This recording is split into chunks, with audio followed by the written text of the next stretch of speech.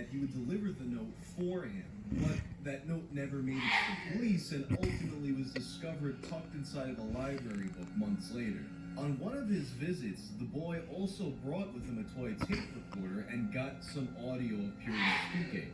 This is the audio that's sampled on Slipknot's Frail Limbs Nursery. Ultimately, the trail of crumbs led to Ed Pierce, Purity's roommate's boyfriend, who also attended the University of Mississippi. The police found irrefutable evidence that he was the culprit behind her kidnapping and ultimate death.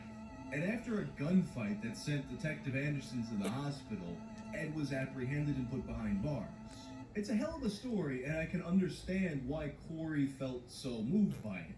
So Slipknot's self-titled album comes out, and they really start to blow up very quickly. I remember them just in the course of a few months, opening up the Cold Chamber, and all of a sudden they're the band headlining fucking everywhere. I remember being in school and there were so many of us wearing Slipknot shirts that some guy that didn't know the band asked us if Slipknot was some kind of brand.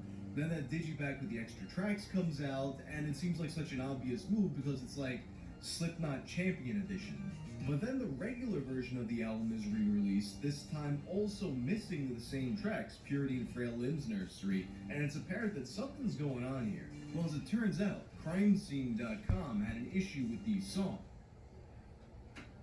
Take me out to the ball. Take me out to the couch. Baseball or football or racquetball. We don't mind. You see, they believe that Slipknot was infringing on their copyright.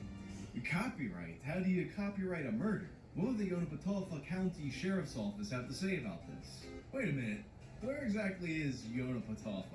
Yonapatawpha County, pronounced is a fictional Mississippi county created by the American author William Faulkner, largely based upon and inspired by Lafayette County, Mississippi, and its county seat of Oxford, Mississippi, which Faulkner renamed Jefferson.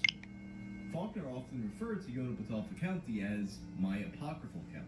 So wait, does that also mean this gray person isn't a dead body? And this is not a Page for People magazine? And this guy isn't a professor? Wait a minute, what's going on here? Is it real? Proving the reality of crime scene evidence files is something best done